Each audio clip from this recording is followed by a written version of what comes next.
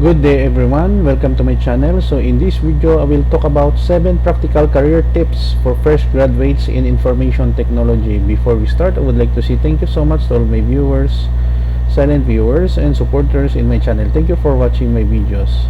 If you are new with my channel and then you like this video, please hit the like button. Don't forget to share and please support my channel guys by clicking the subscribe button. So let's begin. 7 practical career tips for fresh graduates in information technology. Number 1, keep learning. The technology industry is constantly evolving, so it's important to keep yourself updated with the latest trends and developments.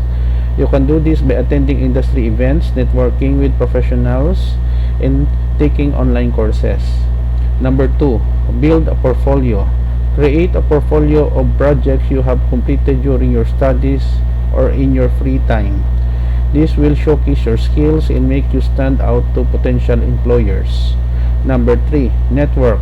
Attend events, join professional organizations, and connect with industry professionals on LinkedIn.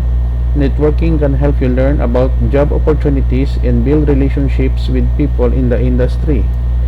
Number 4, apply for internships. Internships are a great way to gain practical experience and build your network. They can also lead to full-time job opportunities. Number 5, develop soft skills. In addition to technical skills, employers look for candidates who have strong communication, teamwork, and problem-solving skills. Look for opportunities to develop these skills through volunteering, joining clubs, or taking on leadership roles. Number 6, consider certifications. Industry certifications can demonstrate your expertise and help you stand out to employers. Research certifications that are relevant to your career goals and consider obtaining them. Number 7, be open to different roles. You may not land your dream job right out of college, but be open to different opportunities that come your way. Consider contract or freelance works which provide valuable experience and help you build your portfolio.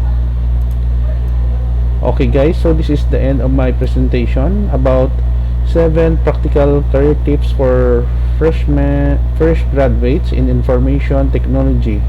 Thank you so much for watching. I hope that you have learned something new in this video.